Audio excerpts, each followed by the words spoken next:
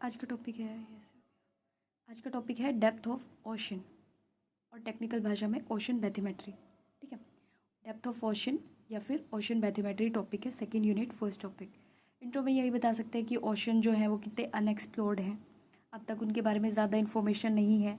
अगर हम कंपैरिजन करें अर्लियर टाइम्स की तो मानते थे कि ओशंस जो है वो एक फ्लैट सरफेस है। ठीक है, उनका जो फ्लोर है वो एकदम फ्लैट है। ठीक है, तो डेप्थ भी हर जगह फिर सेम ही होगी, इस तरीके के फेथ थे। बट बाद में जब टेक्नोलॉजिकल एडवांसमेंट हुई, डिफरेंट एक्सपीडिशन हुई, टेक्नोलॉजी आई को साउंडिंग की, सोनार टेक्नोलॉजी, सैटेलाइट्स, इन सब से पता चला कि नहीं, फ्लोर पे भी अलग अलग फीचर्स हैं। ठीक है, उनसे पता चला अच्छा फिर डेप्थ भी अलग अलग होगी, तो डेप्थ भी वेरी करेगी। ठीक है, तो ये बेसिकली इंट्रोडक्शन में इतना ही आ जाएगा कि कैसे मानते थे और अब कैसे वेरी किया है। फिर आता है main topic depth of ocean, ocean bathymetry. सबसे पहले होता क्या है ओशन की डेप्थ, मतलब क्या बात करें हम, ओशन बैथीमेट्री क्या होता है। ठीक है अगर हम देखें बैथीमेट्री तो इसका मतलब क्या होता है, मेजरमेंट करना ओशन की डेप्थ की। ठीक है, और जब हम मेजर करेंगे डेप्थ की तो ऑब्वियसली पता चलेगा अच्छा ये चीज़ यहाँ पे माउंटेन्स है तो ये कम गहरी है, फिर उसके बाद ट्रेंचेस है, अच्छा यहाँ पे ज़्यादा डेप्थ है। ठीक है, तो एक तरीके से उसमें हम और क्या करते हैं, उसकी टोपोग्राफी की, उसकी शेप्स की चार्टिंग भी, उनका चार्ट भी बनाते हैं। ठीक है, मैथमेट्री की स्टडी करना मतलब कोई भी ओशन फ्लोर है उसकी डेप्थ की हम देख रहे हैं कि अच्छा उसकी डेप्थ क्या है। ठीक है, बैथीमेट्री सिंपली क्या होती है, बैथोस वर्ड से है, बैथोस होता है डेप्थ, मेट्री होता है मेजरमेंट। जब हम किसी ओशन की डेप्थ की मेजरमेंट करें और ये डेप्थ जो है वो फॉर एग्जांपल यहाँ आ गई रिजेस, यहाँ आ गया प्लेट्यू, यहाँ ट्रेंचेस आ गए और यहाँ कॉन्टिनेंट शुरू हो गया। ठीक है, तो यहाँ पे ऑब्वियसली डेप्थ ज़्यादा है, यहाँ पे कम है, यहाँ ज़्यादा है, यहाँ कम है। ठीक है, तो ये प्रोफाइलिंग करना भी ओशन मैथमेट्री में ही आ गया। ठीक है, तो ओशन मैथमेट्री क्या है, मेजरमेंट करना डेप्थ की ओशन की मीन सी लेवल से। ठीक है, और उसकी टोपोग्राफी या ओशन फ्लोर की जो टोपोग्राफी है उसका चार्ट बनाना। ठीक है, ये क्या होता है, डेप्थ ऑफ ओशन या ओशन बैथीमेट्री। उसके बाद क्या होता है, हाँ मतलब एक तरीके से क्या ही है, डेप्थ ऑफ ओशन क्या है, ये मीन से लेवल है। ठीक है, इससे ऊपर हम देखते हैं एलिवेशन, मीन सी लेवल से, मीन सी लेवल हमारा रेफरेंस पॉइंट होता है, इससे हम एलिवेशन देखते हैं कि कोई चीज़ कितनी ऊंचाई पे है, और मीन सी लेवल से नीचे हम देखते हैं कोई चीज़ कितनी डेप्थ पे है। तो ओशन बैथीमेट्री उसी की स्टडी करता है, मीन सी लेवल से जो ओशन के फ्लोर की है उसकी डेप्थ की स्टडी करता है और उसकी टोपोग्राफी का चार्ट बनाता है। ठीक है, उसके बाद यूनिट हम क्या यूज़ करते हैं, यहाँ पे जो यूनिट यूज़ की जाती है वो फैदम यूज़ की जाती है। अगर तुम पढ़ोगे ओशनोग्राफी की बुक में तो मीटर्स, किलोमीटर, इनकी जगह क्या लिखा होगा, फैदम। ठीक है, और एक फैदम की वैल्यू, एक फैदम किसके बराबर होता है, 1.8 मीटर के बराबर होता है। ठीक है, 1 फैदम बराबर है 1.8 मीटर या फिर 6 फीट। ठीक है, ये चीज़ पता होनी चाहिए। तो डेप्थ ऑफ ओशन क्या है, मीन सी लेवल से ओशन की गहराई को मेजर करना ओशन मैथमेट्रिक का पार्ट है। ठीक है, उसके बाद क्या है, ये डेफिनेशन होगी किस यूनिट में होता है, फैदम यूनिट इसकी यूज़ की जाती है जनरली। ठीक है, और 1 फैदम किसके बराबर होता है, 1.8 मीटर या फिर 6 फीट के बराबर होता है। ठीक है, उसके बाद अच्छा कैसे हुई, ठीक है, तो अलग अलग एक्सपीडिशन हुई। ठीक है, इसकी मैथमेट्रिक की स्टडी करने के लिए जैसे इसमें फेमस है HMS चैलेंजर एक्सपीडिशन। ठीक है, HMS चैलेंजर एक्सपीडिशन जो तुमने फर्स्ट चैप्टर में भी पढ़ा होगा, अलग अलग वोएजेस हुई थी, तो उसमें से इम्पोर्टेंट जो एक्सपीडिशन है जैसे चैलेंजर एक्सपीडिशन, ये 1872 के करीब हुई थी। तो उसके उस टाइम पे इतनी टेक्नोलॉजी नहीं होगी, जितना भी था पता चला कि अच्छा इस तरीके की डेप्थ है, कहीं ज़्यादा है कहीं गहरी है, तो आइडिया तो हो गया था। उसके बाद मिट्योर एक्सपीडिशन हुआ। ठीक है, मिट्योर एक्सपीडिशन हुआ 1925 में, और अब तक जो थी इस जो इको साउंडिंग टेक्नोलॉजी थी, जो सोनार सिस्टम था, वो आ चुका था। तो उसकी वजह से काफ़ी पता चला, और इसने जो है साउथ अटलांटिक में जो मिड अटलांटिक रीजन है, ठीक है, अटलांटिक ओशन में, उसके बारे में भी बताया। ठीक है, पता चला, अच्छा एक्सप्लोर किया कि अच्छा इस तरीके से है। और ये दोनों ही किस ओशन के लिए थे, अटलांटिक ओशन के लिए। देखो अगर कोई पूछे कि सबसे ज़्यादा कौन सा ओशन के बारे में हमें पता है, सबसे ज़्यादा एक्सप्लोर्ड ओशन कौन सा है, तो वो है अटलांटिक ओशन। क्यों? क्योंकि इसके इस तरफ कौन है, यूरोप है, और इसके इस तरफ कौन है, इस तरफ कौन है, नॉर्थ अमेरिका। और ये सारे क्या हैं, डेवलप्ड कंट्रीज़। और क्योंकि ये ओशन इनसे टच होता है तो उन्हें इसका पता होना चाहिए, टेक्नोलॉजी भी है इनके पास, और इसलिए इन्होंने क्या किया, इस वाले को बहुत एक्सप्लोर किया। तो सबसे ज़्यादा एक्सप्लोर्ड, सबसे ज़्यादा इन्फॉर्मेशन जिस ओशन के हमारे पास है वो अटलांटिक ओशन है। ठीक है, क्यों? क्योंकि ये डेवलप्ड कंट्रीज़ के बीच में पड़ता है, तो उन्होंने इसको एक्सप्लोर किया। तो ये दोनों एक्सपीडिशन भी थी वो इसी, मेनली इसी ओशन की करी गई थी। ठीक है। अच्छा, ये HMS जैसे हम अपने इंडियन शिप्स के आगे लगा देते हैं ना, INS, इंडियन नेवी शिप, ऐसे ही ये ब्रिटिशर्स वाले लगाते थे, हर मैजेस्टीज शिप। ठीक है, ये कुछ नहीं है, बस ये डिफरेंट एक्सपीडिशंस है, मतलब अलग अलग एक्सप्लोरेशन के लिए निकले थे, इन्होंने अलग अलग चीज़ की स्टडी की थी। और ये शायद मैंने पहले भी बताया था कि इसी की रिस्पेक्ट में जो मैरियाना ट्रेंच, जो सबसे ज़्यादा गहरी ट्रेंच है मैरियाना ट्रेंच, उसका जो डीपेस्ट पॉइंट है, डीप्स बोलते हैं। मैंने बताया था ना कि एक ट्रेंच के अंदर बहुत सारे और भी गहरे इलाके होते हैं, उन गहरे इलाकों को डीप्स बोलते हैं, यानी ट्रेंचेस के सब पार्ट हो गए। ठीक है, तो जो सबसे गहरी वाली डीप है उसका जो डीपेस्ट पॉइंट है उसका नाम ही क्या रखा है, चैलेंजर डीप। ठीक है, मैरियाना ट्रेंच सबसे गहरी है और सबसे डीपेस्ट पॉइंट क्या है, चैलेंजर डीप है, और वो कहाँ पे है, मैरियाना ट्रेंच में। ठीक है, ये बेसिकली ये क्या है, ये डेप्थ की तो स्टडी है कि कोई चीज़ कहाँ कितनी गहरी है, कोई चीज़, अच्छा कोई इतनी यहाँ पे माउंटेन रीजेस है तो ये कम गहरी है। ठीक है, तो डेप्थ ऑफ ओशन पढ़ा, यानी ओशन बैथोमेट्री। डेफिनेशन हो गया कि डेप्थ को मेजर करना ओशन की, और अलग अलग टोपोग्राफी के हिसाब से देखना, अच्छा यहाँ ये टोपोग्राफी है तो यहाँ कम गहरा होगा, ये सब देखना। फैदम यूनिट यूज़ करते हैं, और अलग अलग एक्सपीडिशन हुई है इनके लिए। ठीक है, और अगर टेक्निक्स हम देखें तो कौन कौन सी टेक्निक यूज़ की गई हैं, तो इसमें 3 टेक्निक्स आएंगे। ठीक है, ये टेक्निक्स वाला पॉइंट आ गया। अब हम इस पे आ गए। तो सबसे पहले टेक्नोलॉजी क्या होती है, अच्छा देखो, अगर कोई टंकी है और तुम्हें देखना है कि उसमें पानी कितना है, अब कोई टंकी है उसमें बस इतना सा स्पेस है और तुम्हें नहीं दिख रहा कितना है, तो तुम क्या करते हो, एक स्टिक लेते हो और वो स्टिक को उसमें डिप करते हो और निकाल के देखते हो कि अच्छा ये इतनी भीग गई, मतलब इतना पानी इसमें अवेलेबल है।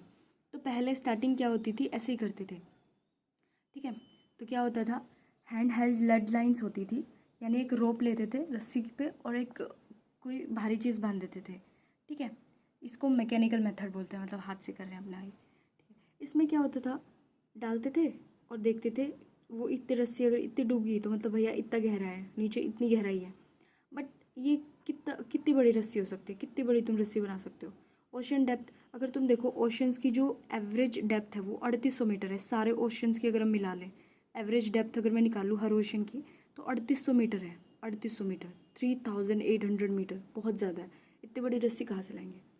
ठीक है, तो ये वाला जो फर्स्ट टेक्निक थी वो ठीक है, 10-15 मीटर की डेप्थ है तो मेजर करने के लिए सही है।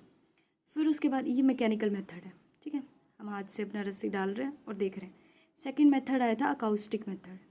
अकाउस्टिक होता है जो साउंड से रिलेटेड हो, यानी इसमें इको, साउंडिंग या फिर सोनार वेव्स, ठीक है, सोनार टेक्नोलॉजी, इन सब का यूज़ होने लगा था।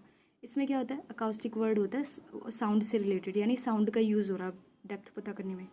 ठीक है, इसमें जैसे इको साउंडिंग जो सोनार टेक्नोलॉजी पे बेस्ड है, इसमें क्या करते हैं, ये शिप है, ठीक है, सोनार भेजी, उसके बाद क्या होगा, ये सपोज यहाँ पे फ्लोर आ गया, ये हिट करके वापस आएगी। अब इसको जितना टाइम लगा आने जाने में उस हिसाब से हम उसकी डेप्थ निकाल लेते हैं। अच्छा ये 10 मिनट में गई है तो मतलब 5 मिनट आने में, 5 मिनट जाने में, और मिनट के हिसाब से ये इतनी स्पीड से चल रहे तो इतना डिस्टेंस होगा। ठीक है, ये पता चल गई। बट इसकी भी अपनी ड्रॉबैक थी अकाउस्टिक मेथड की। अब इसकी क्या ड्रॉबैक थी, सपोज इसने भेजा और यहाँ पे कोई कुछ और आ गया, कोई शिप है, कोई सबमरीन है, या फिर यहाँ पे कोई फिश आ गई, पूरा ग्रुप आ गया। ठीक है, या फिर कुछ और कोई हर्डल आ गया, मतलब फ्लोर नहीं आया, कुछ और आ गया, तो क्या होगा, इसी से टकरा के वापस जाएगी। उन्हें तो लगेगा ना कि फ्लोर तो इतना ही है। ठीक है, तो इसकी अपनी लिमिटेशंस थी। हाँ, बाद में इसमें मॉडिफिकेशन हुई, जैसे इसमें क्या होता है, मल्टी बीम वाले होते हैं, मतलब एक पॉइंट से अलग अलग देख लेंगे, अच्छा यहाँ से भी हिट करके आ रही है उतने टाइम पे, इतने टाइम पे, तो मतलब सही होगी। तो इसमें भी एडवांसमेंट हुई, और ज़्यादातर जो भी हमारी नॉलेज है वो इसी टेक्नोलॉजी की वजह से है। ठीक है, हो गया। फर्स्ट था मैकेनिकल मेथड, रस्सी डुबा के वो देख लेते थे, टेक्निकल वर्ड में हैंड हेल्ड लेड लाइन्स बोल देंगे।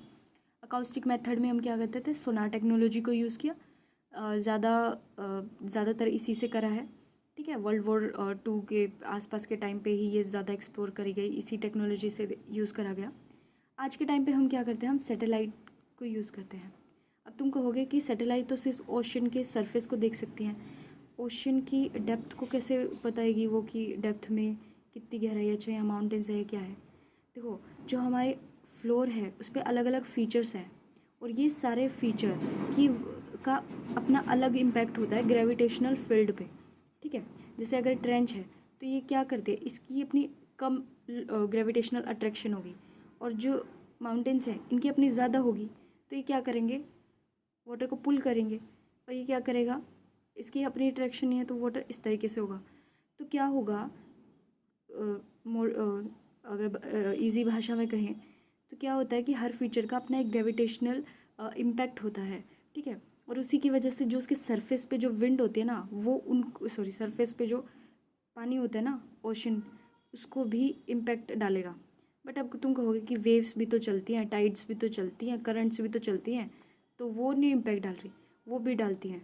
ठीक है, तो इसीलिए सैटेलाइट इमेजेस, जो सैटेलाइट्स होती है, इनमें क्या करा जाता है, ये इसी अनइवननेस को देखते हैं कि अच्छा ओशन में अनइवननेस है, बट वेव्स, टाइड्स और करंट्स की वजह से जितनी भी डिस्टोर्शन आ सकती है उन सबको रिमूव करके कैलकुलेशन से, और तब देखते हैं कि अच्छा अगर ये सब हटा दूँ मैं, तब इस तरीके की अनइवननेस है, तो मतलब जो इसका फ्लोर है, फीचर्स है, वो इस तरीके के होंगे।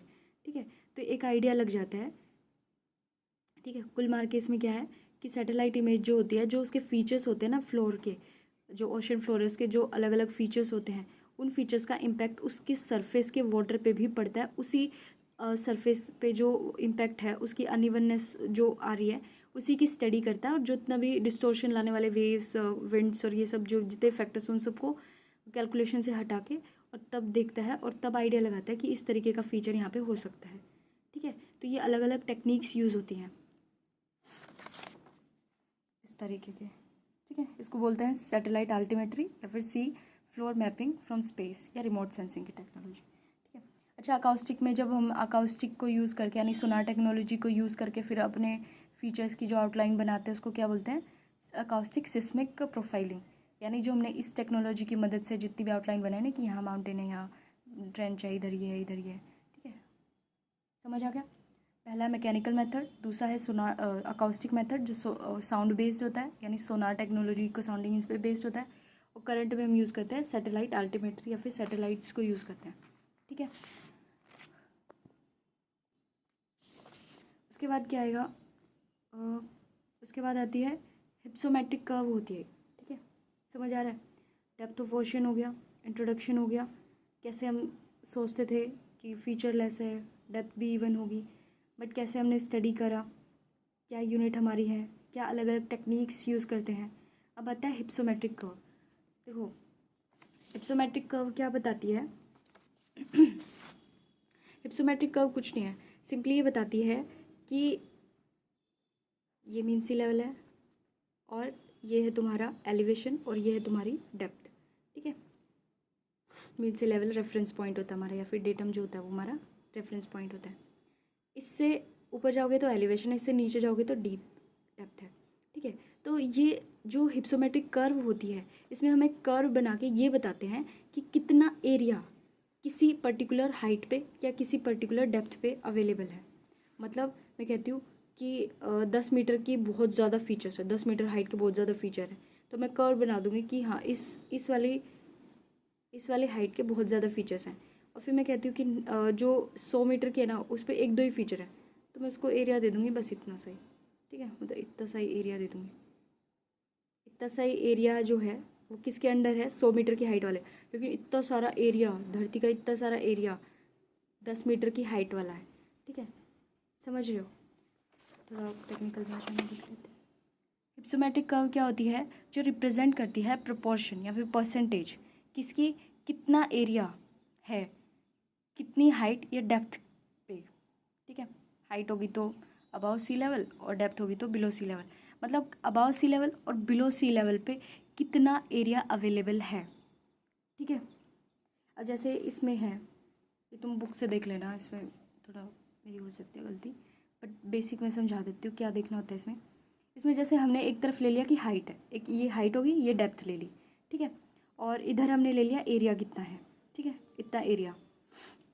यहाँ पे हमने ले ली लैंड वाला कि यहाँ से हम लैंड की बात कर रहे हैं कि लैंड पे कितनी हाइट है, और यहाँ पे हम बात कर रहे हैं ओशन की, ठीक है। तो देखो लैंड पे तुम्हें पता है क्या हमारी लैंड पे 8,000 मीटर के बहुत सारे माउंट एवरेस्ट है, नहीं ना, एक ही तो है सबसे हाईएस्ट 8,850 की मीटर की हाइट पे, ठीक है। तो यहाँ से ये कर्व क्या दिखाते हैं, देखो कि अगर 8,000 की मीटर की हाइट पे जाऊँ मैं तो ज़्यादा चीज़ें नहीं है, थोड़ी सी हैं, एक दो ही, मतलब एक दो नहीं, मतलब कुछ ही वो पीक्स है, मतलब कुछ ही हाइट्स इतनी अवेलेबल है। तो यहाँ पे मैंने क्या दिखा दिया कि इतनी हाइट पे बस थोड़ा सा एरिया है, इतना सा एरिया है, ठीक है। फिर 4,000 मीटर की हाइट पे भी चलो इतना सा ही एरिया है। फिर उसके बाद क्या है, 2,000 मीटर की हाइट पे, 2,000 मीटर की, अच्छा इतना एरिया 2,000 की पे है। उसके बाद जो हमारी अर्थ पे हम मानते हैं, मतलब अर्थ सरफेस पे हम मानते हैं कि जो हमारी मीन एलिवेशन है वो 840 मीटर की है, मतलब बिल्कुल गहरे इलाके भी हैं और बिल्कुल 8,850 मीटर की हाइट भी है। बट जो एवरेज निकलता है ना, एवरेज वैल्यू कितनी रहती है, अगर हम सरफेस की बात करें तो एवरेज हाइट हमारी 840 मीटर है, ठीक है। तो देख रहे होगे तुम, जो हमारी सबसे ज़्यादा है एरिया, यहाँ से लेके यहाँ तक एरिया, ये एरिया ऊपर है ना, तो एरिया यहाँ से लेके यहाँ तक वो सब किस रेंज में आता है, 2,000 मीटर से भी कम हाइट पे, यानी 840, ये 840 वाली लाइन है, तो 840 वाली हाइट के नीचे देखो कितना सारा एरिया है, वो कितना कम एरिया है, कितना यहाँ से लेके यहाँ तक हम एरिया शो करें ना, ये वाली लाइन इतना एक्सटेंट एरिया को शो करेगा। तो यहाँ पे तो एरिया का एक्सटेंट कितना, बिल्कुल बिल्कुल नील ही है, नेग्लिजिबल ही है, ठीक है, बहुत ही कम है। समझ पा रहे हो, इसका देखते हैं फिर समझ आ जाएगा। अच्छा डेप्थ में क्या, मेरियाना ट्रेंच ही था 11,000 कितनी है वो, 10,033, 11,033 कुछ है मीटर, ठीक है। तो उसमें भी कितना एक्सटेंट है, अगर एरिया का एक्सटेंट देखे तो बहुत सारी थोड़ी हो कि यहाँ से लेके बहुत सारे एरिया में इतनी गहराई है, नहीं कुछ ही एरिया है। तो इतनी कितनी हाइट है उसकी, मान लो 10,000 के आसपास की है, तो इतनी हाइट के बस कुछ ही एरियाज़ हैं, ठीक है। और ओशंस की अगर हम मीन डेप्थ देखें ना, तो याद रखना है, बिल्कुल याद रखने वाले पॉइंट्स हैं। अगर सरफेस की एलिवेशन देखनी हो तो 840 मीटर तक होती है, और सारे ओशंस की डेप्थ को, मतलब देखो कुछ ओशंस तो बहुत गहरे हैं, जैसे पैसिफिक ओशन अपनी ट्रेंचेस के लिए तो जाना जाता है, बहुत गहरा गहरा है, उसमें तो मैरियाना ट्रेंच 11,000। बट हम एवरेज अगर ले सारे ओशंस की मिला के, तो मैक्सिमम जो जो हमारी एवरेज आती है ना डेप्थ की, वो 3,800 मीटर है, ये पॉइंट याद रखना है। होती तो कुछ ऐसे है 37 कुछ 99, बट अप्रोक्स ले लिया 3,800 मीटर एवरेज होती है। अब तुम देखोगे तो इतना एरिया तुम्हारा इसी के अंडर है, ठीक है। और जो बहुत ज़्यादा हाइट है, क्योंकि हाइट ये वाला एरिया, ये चीज़ क्या शो करे, हाइट, तो यहाँ पे है 10,000 मीटर, मान लो 10,000 11,000 यहाँ तक, तो क्या बहुत सारी 11,000 की बहुत सारी डेप्थ्स है, नहीं एक दो ही हैं। तो यहाँ पे हम एरिया का एक्सटेंड कितना दिखा रहे हैं, यहाँ से लेके यहाँ तो थोड़ी दिखा रहे हैं, तो हम कितना दिखा रहे हैं, सिर्फ इतना सा, कि मतलब एक दो ही इतने पॉइंट्स हैं। फिर कितने हाइट के, 4,000 के आसपास की, 4,000 से अगर हम देखें 8,000 के बीच में, तो यहाँ से लेके यहाँ तक, मतलब इतना एरिया हमारा अर्थ पे, इतना सॉरी ओशन में इतना सारा एरिया इस डेप्थ में है, और थोड़ा बहुत एरिया जो है वो इतनी कम डेप्थ वाला भी है, ठीक है। मतलब टेक्निकल है क्या मतलब इसमें कुछ नहीं है, एक कर्व बनाई है, ठीक है, हिप्सोमेट्रिक कर्व, जो क्या बताती है कि कितना एरिया है, कितनी हाइट के अंदर, ठीक है, और कितनी डेप्थ के अंदर कितना एरिया है। धरती पे अगर मैं कह रही हूँ 100 एरिया है, और मैं कह रही हूँ कि वहाँ पे सिर्फ एक दो तो 1,000 मीटर की हाइट वाले हैं, तो मैं कह रही हूँ 100 में से ना सिर्फ 2 ही हिस्से कैसे हैं, इतनी हाइट के हैं, और बाकी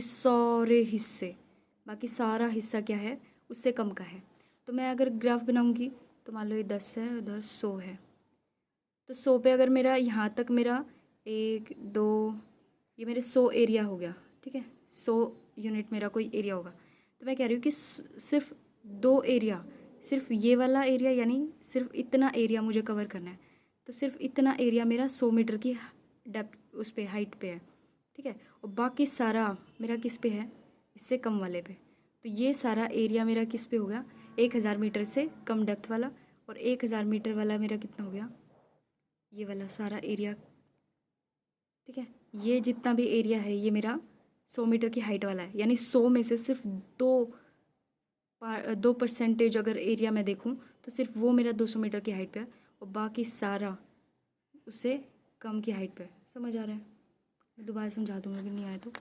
बाकी ये हिप्सोमेट्रिक कर्व बस यही शो करती है कि किसी हाइट पे, तो यहाँ पे हमारी क्या है, जैसे मैं इसको देख के बता सकती हूँ, अच्छा 100 मीटर मेरी हाइट है, 100 मीटर की हाइट पे, और अगर मैं एरिया इतना ले रही हूँ तो मेरा एरिया है यहाँ पे मान लो 2 मीटर स्क्वायर का एरिया है 100 मीटर स्क्वायर में से, तो 2 मीटर स्क्वायर का एरिया मेरा 100 मीटर की हाइट वाला है, और अगर ये डेप्थ होती तो 100 मीटर की डेप्थ वाला है, ठीक है।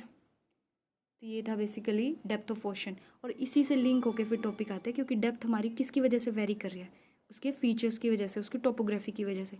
फिर नेक्स्ट टॉपिक हमारे शुरू हो जाएंगे ओशन फ्लोर की, ocean bottom relief. Next topic होगा ओशन बॉटम रिलीफ।